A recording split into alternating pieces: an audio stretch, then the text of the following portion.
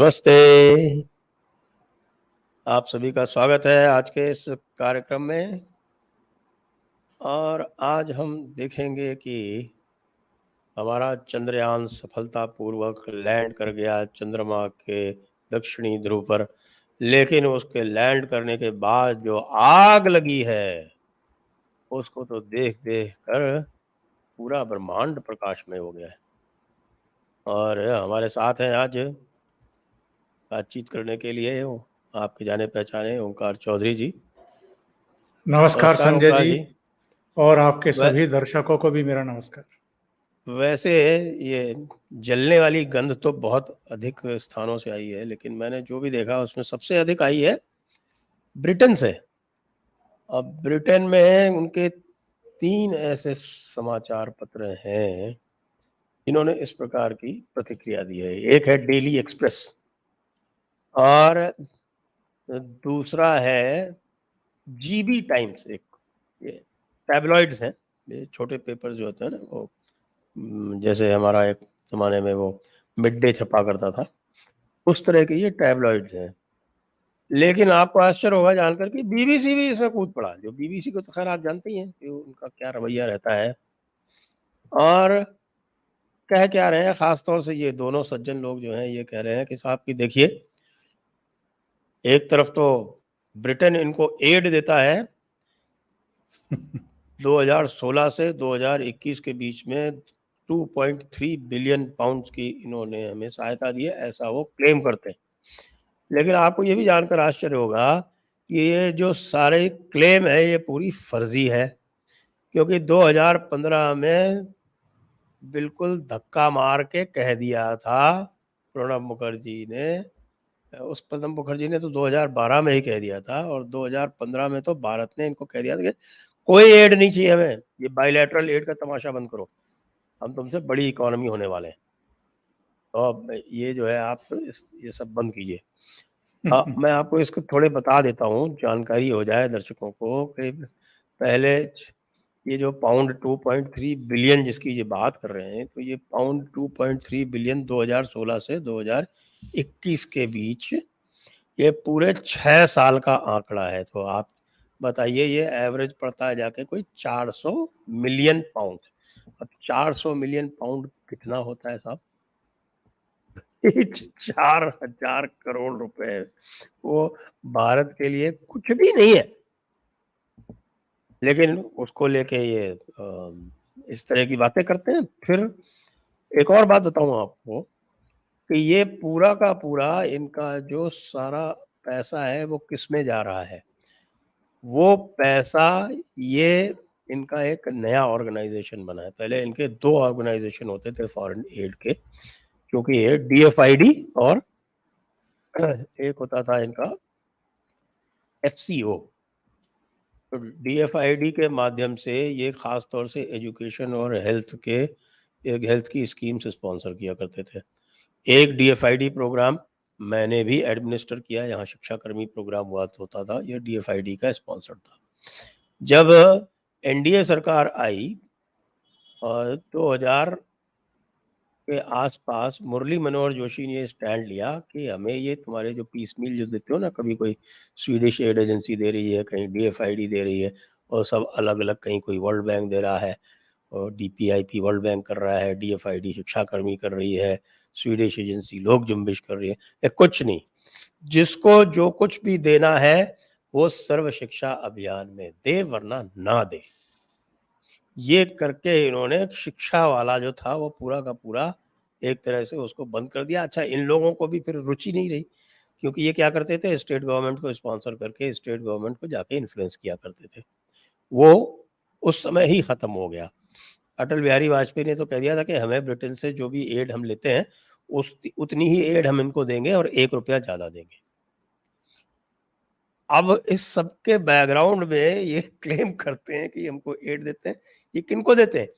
ये देते हैं चर्च को, ये देते हैं एनजीओज को, उन एनजीओज को जो भारत में इनकी डिप्लोमेसी इन्फ्लुएंस कर सकते हैं, या इनके रफाल या इनके यूरो फाइटर की एडवोकेसी कर सकते हैं, ऐसे लोगों को। तो ये करते करते एक तथ्य और बता दूं आपको कि 2021-22 का जो बजट है मेरे पास, उसमें भारत ने विदेशों को 2.3 बिलियन डॉलर की एड भारत ने दी है और 30 बिलियन डॉलर का कंसेशनल लोन दिया है। तो अब इसके प्रकाश में जरा आप ये ब्रिटेन का जो निकम्मापन कहें इसको या लीचड़पन कहें, उसका विश्लेषण करें कृपया। संजय जी, आपको भी बहुत धन्यवाद और आपके सभी दर्शकों को भी मेरा पुनः नमस्कार। देखिए, ब्रिटेन को तो संजय जी दोहरा झटका लगा है। एक तो जब हाल में भारत 5th लार्जेस्ट इकोनॉमी बना था, तो ब्रिटेन को ही पीछे धकेल करके बना था। दूसरी बात ये है कि इन लोगों ने तो भारत के बारे में क्या-क्या प्रोपेगेंडे नहीं कर रखे हैं और अभी भी इनके प्रोपेगेंडे जारी हैं। जैसे ये हमें सपेरों का, बंजारों का देश बताते रहे हैं, बदनाम करते रहे हैं। इसके अलावा अगर हम देखें तो जितने भी भारत विरोधी तत्व हैं, उनको अगर कहीं शरण मिली हुई है, तो वो ब्रिटेन है, वो कनाडा है, वो अमेरिका है और अब ऑस्ट्रेलिया में भी हमें देखने को मिल रहा है। तो ये लोग पिछले दिनों जिनका इतना दुस्साहस बढ़ गया था, और वो दुस्साहस क्यों बढ़ा? क्योंकि ब्रिटेन है।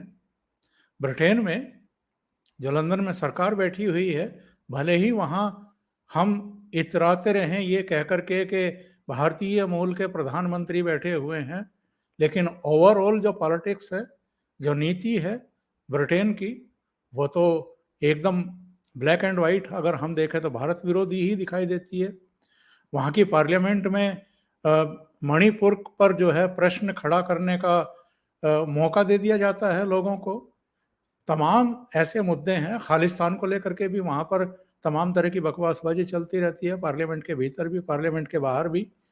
और वो सारे तत्व अब तो हमारे हाई कमिश्नर को निशाना बनाते हैं। यहाँ तक के मंदिरों पर भी वो निशाना टारगेट करने की कोशिश करते हैं। तो मेरा कहने का आशय ये है कि जो इस समय ब्रिटेन है, वो ऐसे ही लोगों का अड्डा बना हुआ है और जो वहाँ का मीडिया है, जो पूरी तरीके से पूर्वाग्रहों से ग्रस्त है, जो भारत के बारे में, यहाँ की गरीबी के बारे में, यहाँ की लाचारी के बारे में, यहाँ के मानव अधिकारों को लेकर के तमाम तरह के प्रोपेगेंडा चलाता रहता है। पाकिस्तान जैसे देश, वो वहाँ आईएसआई के जरिए क्या-क्या गुल नहीं खिलाते रहे हैं अतीत में। जब 5 अगस्त 2019 को कश्मीर का स्पेशल स्टेटस खत्म किया गया था, तो सर्वाधिक प्रदर्शन अगर कहीं देखने को मिले थे आईएसआई के इशारे पर, तो वो ब्रिटेन था। कई दूसरे कंट्रीज में भी हुए थे, कराए गए थे, क्योंकि इमरान खान सरकार उसको तूल देना चाहती थी। अब उसका क्या सिला इनको मिला है, वो तो हमने उसके बाद देख लिया है कि पाकिस्तान आज कहाँ पहुँच गया है। मैं तो पाकिस्तान के सोशल मीडिया मंचों पर भी नज़र रखता हूँ, तो इस समय हालात ये हैं कि जो अब से 10 साल, 15 साल पहले भारत को कोसते थे, नरेंद्र मोदी को कोसते थे, और बिलावल ने तो क्या बयान दिया था, वो तो मैं रिपीट भी नहीं करना चाहता हूँ। वे लोग भी अब नरेंद्र मोदी के मुरीद हो गए हैं, प्रशंसक हो गए हैं। वो अब भारत की प्रशंसा करते नहीं, अघाते हैं। उनके बहुत सारे ट्वीट हम देख रहे हैं।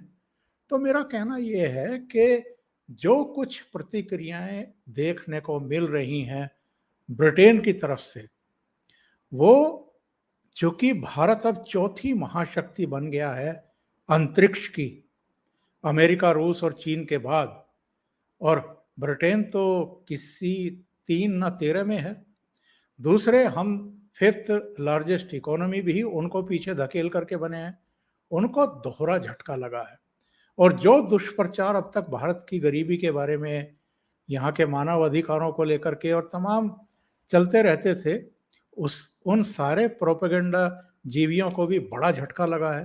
तो अभी इनको संभलने में वक्त लगेगा। ये जो बीबीसी ये जो बीबीसी का आप जिक्र कर रहे थे, जी, इसने जो एक चर्चा पर लाइन दी थी कि listen to what BBC had to say about Chandrayaan 3, उसमें लिखा था इन्होंने कि should India which lacks in infrastructure and extreme poverty, should they be spending this much amount of money on a space program? तो आनंद महिंद्रा ने इसका बड़ा अच्छा जवाब दिया है। जी, आनंद महिंद्रा ने लिखा है कि क्या वास्तव में, उन्होंने लिखा कि सच्चाई ये है कि बड़े पैमाने पर हमारी गरीबी दशकों के औपनिवेशिक शासन का परिणाम थी, जिसने पूरे उपमहाद्वीप की संपत्ति को व्यवस्थित रूप से लूटा। फिर भी हमसे जो हम सबसे बहुमूल्य संपत्ति लूटी गई, वो कोहिनूर हीरा नहीं, बल्कि हमारा गौरव और जो अपनी क्षमताओं पर विश्वास था, वो लूटा गया। क्योंकि उपनिवेशीकरण का लक्ष्य, इसका सबसे घातक प्रभाव अपने पीड़ितों को उनकी हीनता का विश्वास दिलाना है। यही कारण है कि शौचालय और अंतरिक्ष अन्वेषण दोनों में निवेश करना कोई विरोधाभासी नहीं है। महोदय, चंद्रमा पर जाने से हमारे लिए जो होता है वो यह है कि हमारे गौरव और आत्मविश्वास को बहाल करने में मदद करता है। ये विज्ञान के माध्यम से प्रगति में विश्वास पैदा करता है। ये हमें गरीबी से बाहर निकलने की प्रेरणा देता है। सबसे बड़ी गरीबी आकांक्षा की गरीबी है। तो ये जो हमारा गौरव और हमारा सम्मान इन लोगों ने छीना था, वो वापस लौट रहा है, तो इनको आग लगी हुई है। और एक आपको 2 चीज़ें और बताता हूँ इसी में। ये जो महिंद्रा कह रहे हैं ना, वो बिल्कुल सही कह रहे हैं, क्योंकि इन्होंने जो लूटा है उसको क्वांटिफ़ाई भी कर लिया गया है कि इन्होंने $45 ट्रिलियन भारत से लूटे हैं। यस। और ये तो समय है कि भारत को कुछ दिनों बाद, जब भारत को थोड़ी और शक्ति आ जाएगी, तो भारत को इनसे ईएमआई डिमांड करनी चाहिए। या आप तो ऐसा कीजिए कि आप तो अब ईएमआई बाँध लीजिए और $1 ट्रिलियन सालाना की ईएमआई दीजिए आप हमको। तो इससे कम में काम नहीं चलेगा। दूसरी बात, ये जो पॉवर्टी की बात करता है ना बीबीसी, आप ज़रा विकिपीडिया खोल के ब्रिटेन में जो एब्सोल्यूट पॉवर्टी, उसके आंकड़े देख लीजिए। 17% है और बढ़ गई है। कोविड के बाद से बढ़ी है, भारत में कम हो गई है। और जिसको एक्सट्रीम पॉवर्टी कहते हैं, ये पता नहीं कहाँ जी रहे हैं। उस जो आपने बताई, उसमें इन्होंने ये भी कहा कि 70 करोड़ लोग जो हैं विदाउट टॉयलेट के। तो ये पता नहीं किस ज़माने में जी रहे हैं।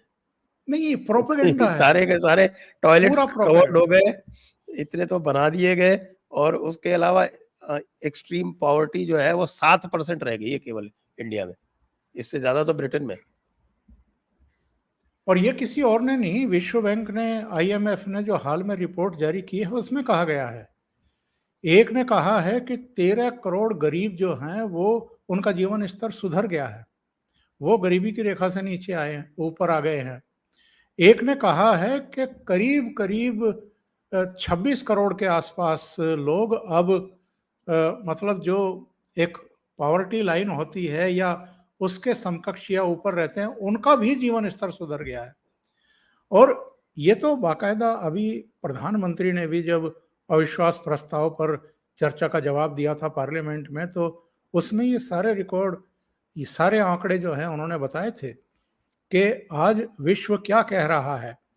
और शायद आईएमएफ ने ही ये कहा था कि जो एक्सट्रीम पॉवर्टी है, उससे तो भारत लगभग उबर गया है, उसके किनारे पर आ गया। जो अभी आपने आंकड़ा दिया कि 7% ही रह गया है। तो ये चीजें ये लोग नहीं बर्दाश्त कर सकते संजय जी। और केवल ब्रिटेन की बात क्या करें साहब, दुनिया के कई ऐसे देश हैं जो ऊपर से जरूर बधाई दे रहे हैं कि चंद्रयान 3 लैंड कर गया है चंद्रमा पर, बहुत बहुत बधाई, पर अंदर से तो पता नहीं कहाँ कहाँ से सुलगे होंगे। मैं तो कई बार कहता हूँ अपने प्रोग्राम में कि बर्नौल बनाने वाली फैक्ट्रियों को अपना उत्पादन बढ़ाना चाहिए, सप्लाई बढ़ानी चाहिए, ताकि इन लोगों को ज्यादा पीड़ा ना हो, पर ये पीड़ा तो बढ़ती जानी है।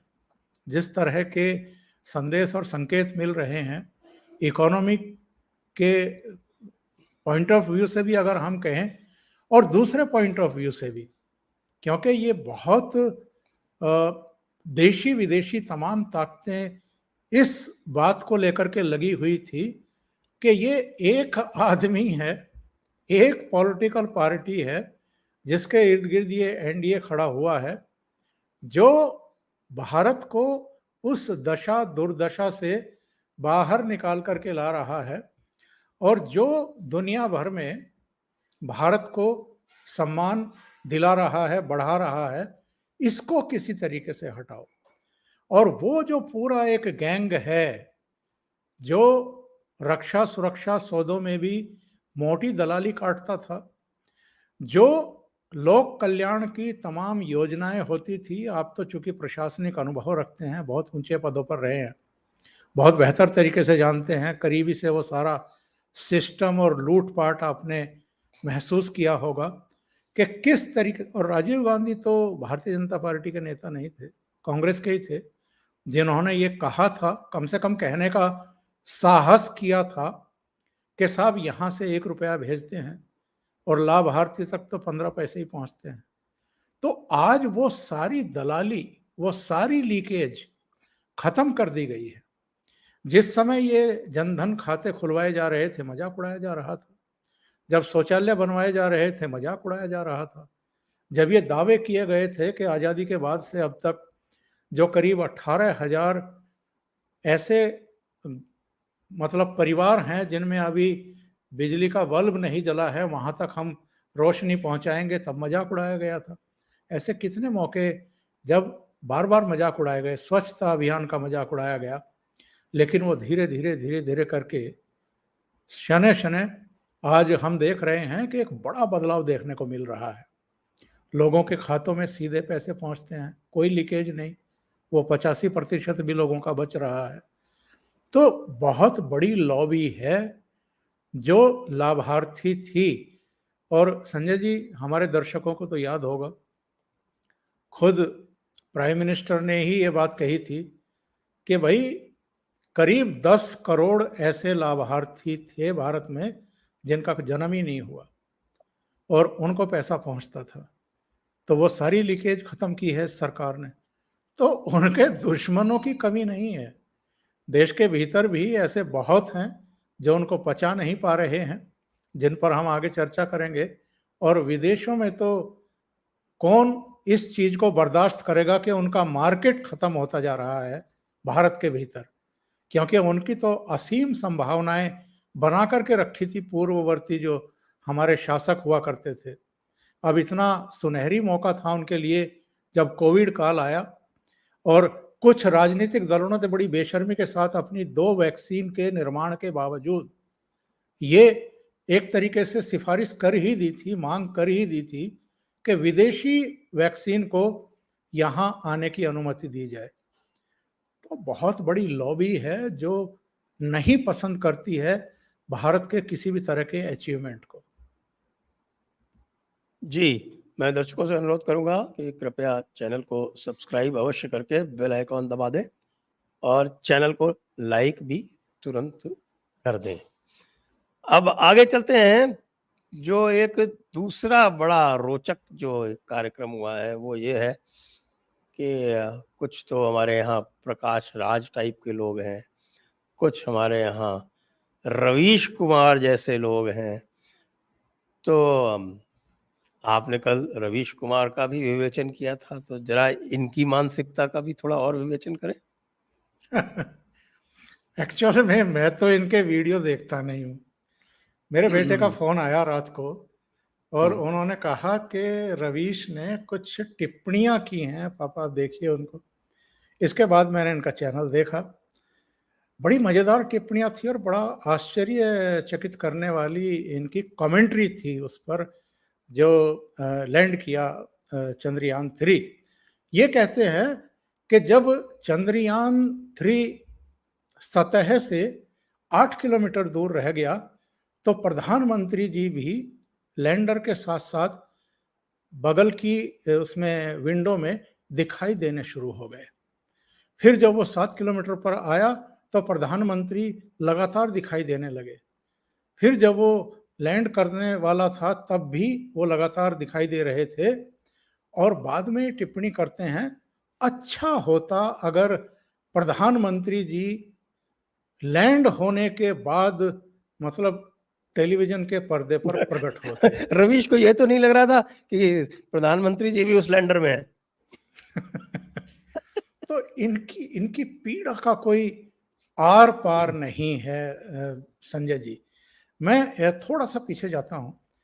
ये जो कांग्रेस ने गलती की थी अविश्वास प्रस्ताव लाने की, ये शायद भूल गए या जो इनके सो कॉल्ड थिंक टैंक में इस समय आजकल शामिल हैं उनको इस बात का अंदाजा ही नहीं था कि अविश्वास प्रस्ताव तो आप ला रहे हैं, लेकिन जब प्राइम मिनिस्टर तीसरे दिन जवाब देने के लिए खड़े होंगे तो उस समय इस देश के हिंदी के, अंग्रेजी के, अलग-अलग भाषाओं के टेलीविज़न चैनल और जो अलग-अलग राज्यों में जो क्षेत्रीय भाषाई चैनल हैं, वो सब उस समय प्राइम मिनिस्टर को लाइव कर रहे होंगे और सोशल मीडिया मंचों पर वो लाइव होंगे और पूरी दुनिया में भी उनको सुना जा रहा होगा उस कल समय। यूट्यूब का जो रिकॉर्ड कायम हुआ है। बिल्कुल, तो इनको 80 लाख अंदाजा नहीं 20,000 लोग देख रहे थे उसको एक वक्त पे। अंदाजा नहीं था इन लोगों को कि प्राइम मिनिस्टर को कितना बड़ा मौका दे दिया है। 2024 के चुनाव प्रचार के लिए उससे बेहतर मौका तो ये प्रधानमंत्री को खुद ही उपलब्ध नहीं करा सकते थे और करोड़ों लोग अगर प्राइम मिनिस्टर को सुन रहे हों और उसके कुछ ही समय बाद फिर उनको लाल किला से भी बोलना था तो वो लोग बोले। और अभी जब चंद्रयान-3 लैंड कर रहा था, प्राइम मिनिस्टर तो देश में थे भी नहीं। वो तो दक्षिण अफ्रीका में ब्रिक्स देशों के सम्मेलन में हैं। वहाँ से टाइम निकाल कर के वो जुड़े, वैज्ञानिकों को बधाई देने के लिए।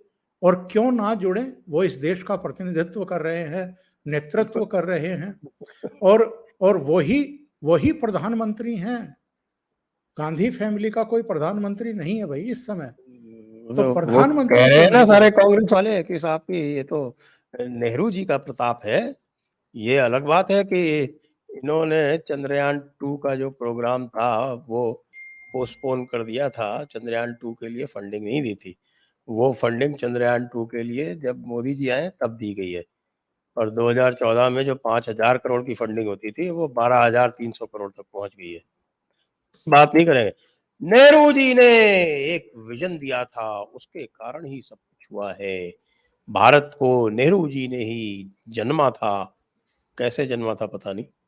अपने गर्भ से जन्मा था या कैसे और जन्मा था, ये इसके बारे में न विचार किया जा सकता है। नेहरू जी तो एक्चुअल में कांग्रेस को भी छोड़ के गए थे। कांग्रेस की क्या आगत कर रखी इन लोगों ने?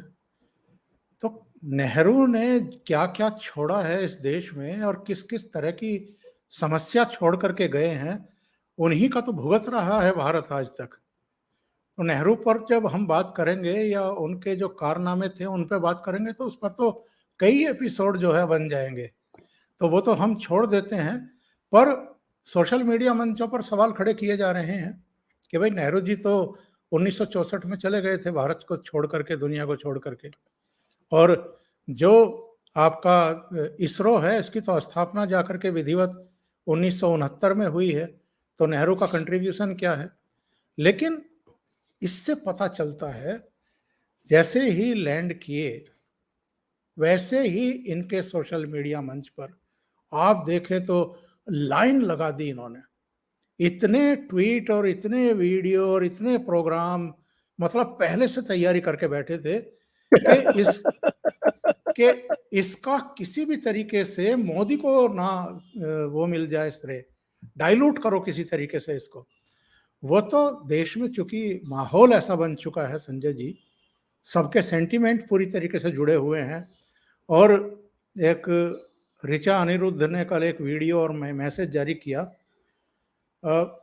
श्रीनगर में लाल चौक पर एक बड़ी स्क्रीन लगाई गई थी और उस पर इसका लाइव दिखाया जा रहा था चंद्रयान के लैंडिंग का और वहां पर हजारों की भीड़ जमा होकर के उसको देख रही थी। मतलब लाल चौक पर पूरा माहौल बदला हुआ था।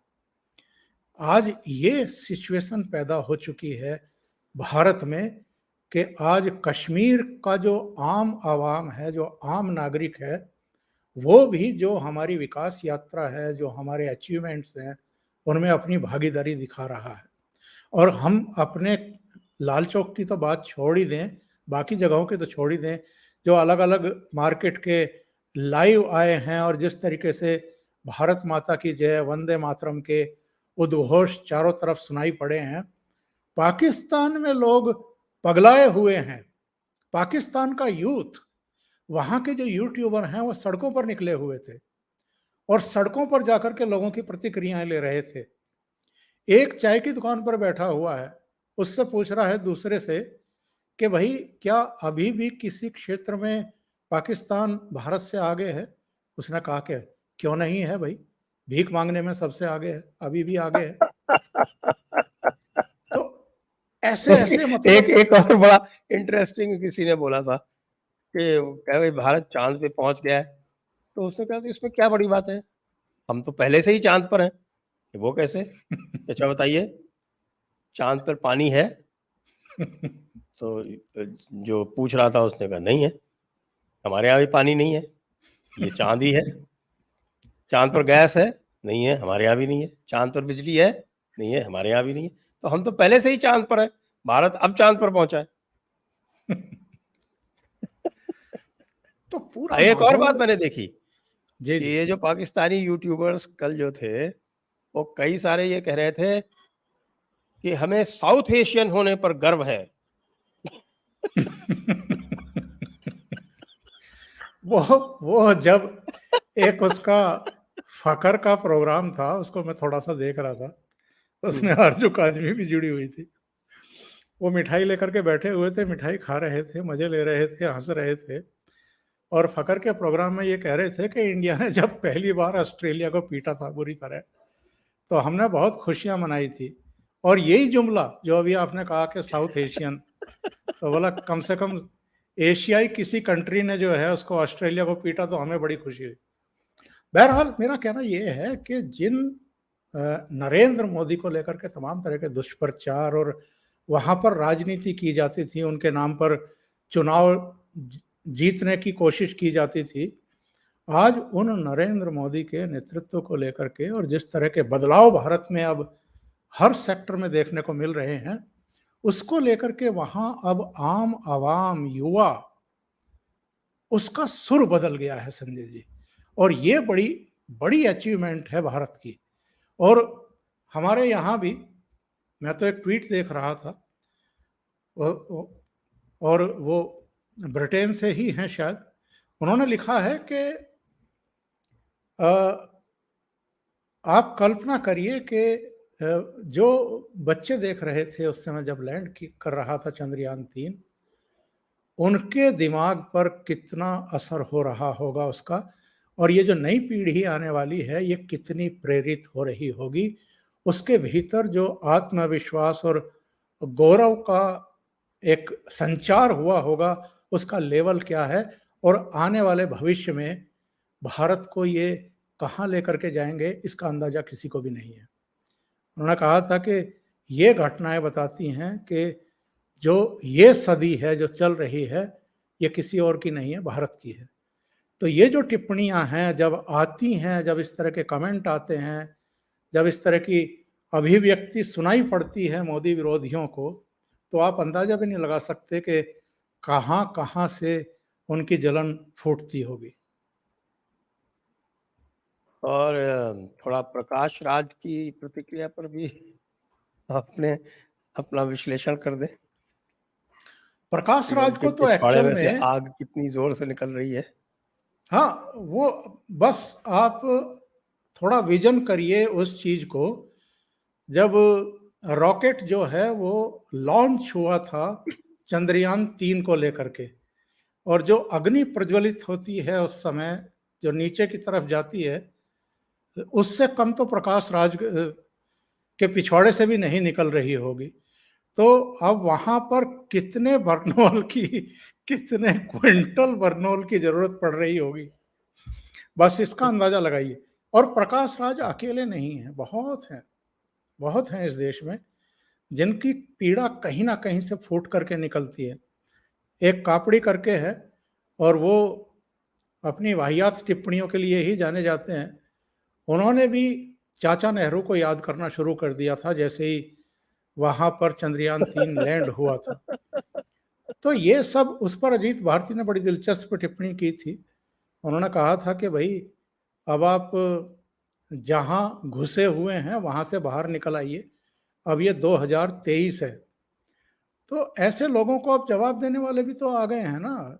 तो ऐसे लोगों को, और जिस दिन ये प्रकाश राज ने टिप्पणी की थी, उसी दिन उनको दौड़ा लिया गया था, बहुत अच्छे तरीके से दौड़ाया गया था। बाद में सफाई देते घूम रहे थे कि केरल का कोई चाय वाला है, मैं तो उसके बारे में ये कर रहा था, उसके बारे में। तो ये लोग एक्चुअल में मोदी से घृणा करते-करते कब राष्ट्र हित से जुड़े हुए मुद्दों से ही घृणा करने लगते हैं और उस पर बदजुबानी पर उतर आते हैं, इनको खुद ही पता नहीं है। इनका मानसिक संतुलन, मुझे तो कई बार लगता है कि चूक चुका है। कल तो इतने सारे संस्मरण हुए, तो अब ये प्रखर श्रीवास्तव ने भी एक कमेंट किया है, उसको भी मैं लगता है पढ़ दोगे साहब की। जी, जी। नेहरू जी से उनका इतना प्रेम था कि गांधी जी जो थे वैसे तो हर नशे के विरोध में थे, लेकिन हमारे चाचा नेहरू को वो सिगरेट भी दिया करते थे पीने के लिए। तो इसलिए हम ये भी कह सकते हैं कि सिगरेट का भी आविष्कार सही पूछिए तो नेहरू जी ने ही किया होगा। तभी तो गांधी जी जैसा व्यक्ति भी उनको सिगरेट दिया करता था। तो एक दर्शकों से एक और अनुरोध है कि कृपया आप हमारी वेबसाइट पर जाकर और जो हमारे 4 और 5 नवंबर की दी जयपुर डायलॉग्स एनुअल समिट है 2023, उसके बारे में जानकारी वहाँ उपलब्ध है। वहाँ आप जा सकते हैं और लिंक भी उसका डिस्क्रिप्शन में दिया हुआ है। साथ में आपको ये भी अनुरोध है कि वीडियो को शेयर करें और चैनल को भी फाइनेंशियली सपोर्ट करें। उनके भी जीपे, पेटीएम, यूपीआई इत्यादि के जो लिंक हैं वो डिस्क्रिप्शन में उपलब्ध हैं। और तो अब इसको कंक्लूड करेंगे, और कंक्लूड करने के लिए मुझे लगता है कि जो कल प्रतिक्रियाएं हमारे कतिपय वामपंथियों से आ रही थी, वो भी बड़ी रुचिकर थी, क्योंकि ये वामपंथी नेहरू के ज़माने में तो नेहरू को का विरोध किया करते थे। अच्छा, उससे पहले देश का विरोध किया करते थे। लेकिन कल बैठे हुए वो भी नेहरूवादी हो रहे थे सारे के सारे। बस एक ही नारा, एक ही काम, और वो ये है कि कहीं धोखे से मोदी का नाम ना आ जाए। अब मोदी को तो 80 लाख लोगों ने लाइव ही देख लिया, और उसके बाद से हर चैनल पर, हर यूट्यूब चैनल पर उनकी चर्चा चल रही है। सभी लोग कर रहे हैं, हम और आप भी कर रहे हैं। तो ये कैसे रोकेंगे और मोदी को क्रेडिट लेने से, और कैसे कह सकते हैं कि साहब मोदी का इसमें क्रेडिट नहीं है कोई? देखिए, जब सितंबर 2019 की बात है, जब चंद्रयान-2 बिल्कुल सतह से कुछ समय पहले क्रैश हो गया था। सफल लैंडिंग नहीं हुई थी, ये कह सकते हैं। उसके बाद जो वातावरण था वहाँ इसरो में, और वहाँ पर चूँकि प्राइम मिनिस्टर खुद मौजूद थे, तो उस समय तो प्राइम मिनिस्टर चले गए थे। फिर उन्होंने मैसेज भिजवाया कि सुबह बात करेंगे, सब लोग आइए। और वैज्ञानिकों का एक तरीके से मनोबल बढ़ाने के लिए उन्होंने बहुत सारी बातें कही। विफलताओं में ही सफलता के रास्ते कैसे खोजे जाते हैं, और एक टीम लीडर के तौर पर भी और देश के नेता के तौर पर भी उनका ये फर्ज भी बनता था कि परिवार के मुखिया का एक एक एक भूमिका होती है जब इस तरह के हादसे हो जाएं या आपकी अपेक्षाओं के अनुरूप परिणाम ना आए, वो उन्होंने किया था। और अभी भी देश के लोगों को याद है, जब वो निकल रहे थे भाषण के बाद, तो तब के जो डायरेक्टर थे के सिवन, वो थोड़ा लूज हो गए, वो उनकी रुलाई फूट पड़ी और प्राइम मिनिस्टर ने उनको जैसे एक पिता अपने पुत्र को या परिवार के किसी सदस्य को सीने से लगा करके ढाढ़स बंधाता है, वही उन्होंने किया। तो प्राइम मिनिस्टर को आप श्रेय देने से रोकेंगे या उन पर आप रेत मिट्टी डालने की कोशिश करेंगे तो लोगों की आंखों में धूल डाल देंगे आप। लोगों को दिखाई नहीं देता है। और अगर चंद्रयान तृतीय अब सफलतापूर्वक लैंड किया है तो इसके पीछे भी जो बजट एलोकेशन किया होगा वो मोदी सरकार ने किया होगा। जो ढाढ़स बंधाया है वो प्रधानमंत्री नरेंद्र मोदी ने ही बंधाया है। दूसरी बात यह है कि कल जब प्राइम मिनिस्टर बोल रहे थे तो शायद मोदी विरोधियों ने ध्यान से सुना नहीं। उन्होंने कहा क्या है? उन्होंने कहा था कि बहुत जल्दी रूबरू होता हूं, आप लोगों से मिलता हूं आकर के। और आप तय मानिए संजय जी, जब वो जोहान्सबर्ग से टेक ऑफ करेंगे तो हो सकता है उनका विमान जो है वो वहीं उतरे और फिर सीधे वैज्ञानिक त्रिवेंद्रम उतरेगा वो। जी वहां उतरे और उसके बाद जो है वो उनके बीच में, उनके साथ, उनकी कमर थपथपाते हुए, उनके साथ भोजन करते हुए, उनसे आत्मीय तरीके से बातचीत करते हुए, उनके परिवारों को भी बुलवा करके उनसे भी मुलाकात करते हुए देश को और आपको और इनके विरोधियों को दिखाई ना दे जाए। क्योंकि जिस तरह की नेचर है नरेंद्र मोदी की काम करने की और सबको अपना बनाने की और सबको साथ लेकर के चलने की, ये विरले ही नेताओं में हमें देखने को मिलता है। तो ये कहां कहां तक नरेंद्र मोदी से क्रेडिट छीनने की कोशिश करेंगे? जी, तो आइए अब हम चलते हैं दर्शकों के प्रश्नों की ओर। एक बार पुनः दर्शकों को याद दिलाते हुए कि इस चैनल को आप सब्सक्राइब करें, बेल आइकॉन दबाएं और वीडियो को शेयर करें और लाइक अवश्य करें। प्रश्न जेबी कह रहे हैं इसलिए आत्मसम्मान का प्रश्न है, वाई वी प्ले क्रिकेट। अरे ये कहाँ से आ गया? चलिए नेक्स्ट। पूनम अब्बी जी धन्यवाद आपको। ये क्या है? Why are we still in British Commonwealth? अपमान है यानी। देखिए आज के दिन हम ये इस प्रश्न का उत्तर नहीं दे पाएंगे। धन्यवाद। हमें सेलिब्रेट करने दीजिए। Crack your interview Sanjay sir. Nehru ji ने सिगार पाइप की स्टीम से तो इंडिया में बारिश शुरू की है, आप उसका क्रेडिट भी नेहरू लंपट राजा को दें। आपका सुझाव मुझे लगता है कांग्रेस तक पहुंच गया होगा और हम तो उम्मीद करते हैं कि उनके सोशल मीडिया मंचों पर आपका ये सुझाव जो है वो दावे के रूप में फिर दिखाई देगा जरूर। नेक्स्ट। देसी यूट्यूबर जी कह रहे हैं, कल मैं रास्ते में जा रहा था, पर्थ ऑस्ट्रेलिया में गोरे कंग्रेचुलेशन बोल रहे थे, बहुत गर्व महसूस हुआ, लेकिन यहाँ के लिब्रांडू टॉयलेट की बात कर रहे थे। और अभी भी मैं कहूँगा जेपी जी इसको देखिए, आज के दिन ये बात करनी थी आपको। बिल्कुल सही। लठिया 55 हरकतें।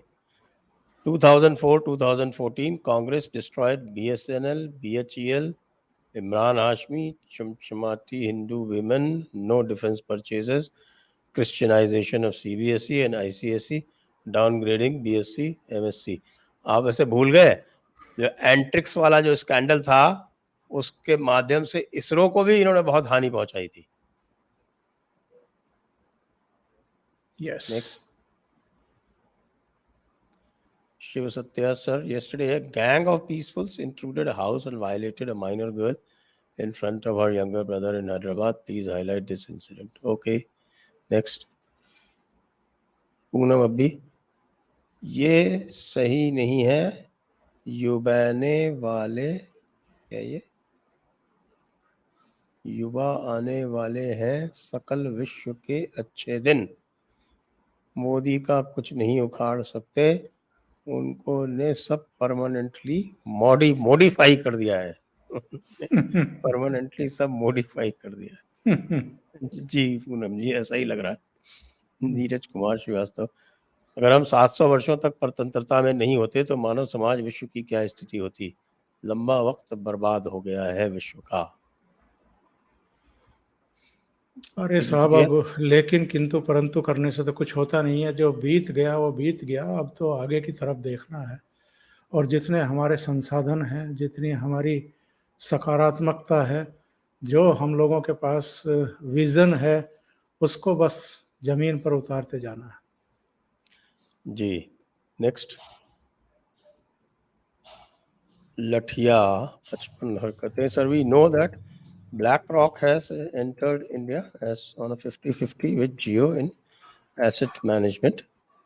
Remembering Asian financial crisis in 1997, we should be very careful. India is their next target. Need episodes on this. We have already discussed this with Adi Achint, if you remember. You can go back to that episode. How to tackle deep state. Next. JR. Also, people like Haris Sultan and Ghalib Kamal will be burning. They call us Tunis, but never speak about Christianity. We are proud our ISRO scientists are Sanatanis. Definitely. निश्चित रूप से. The Wolf. The problem with Congress is they don't have anything to say except scams starting from Rajiv Gandhi till now. So they always go back to Nehru and Indira.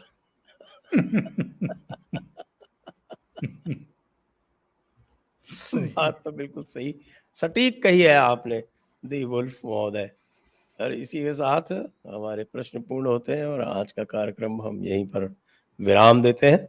आप सभी दर्शकों को बहुत बहुत धन्यवाद। ओंकार जी को बहुत बहुत धन्यवाद। जय हिंद, जय भारत, वंदे मातरम। वंदे मातरम।